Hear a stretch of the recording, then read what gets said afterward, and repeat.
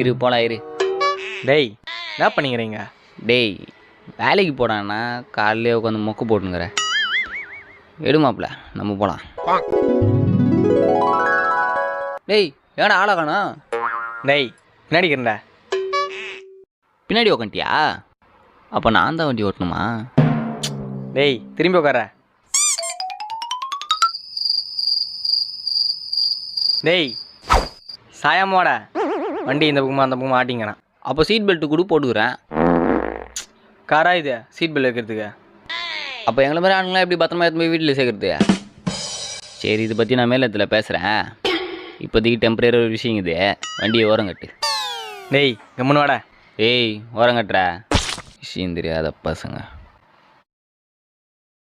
இப்போ எடு வண்டியை. நாங்கெல்லாம் எவ்வளவு பெரிய மூலக்காரங்க. நல்லா தான் போய்கிட்டு இருக்கு.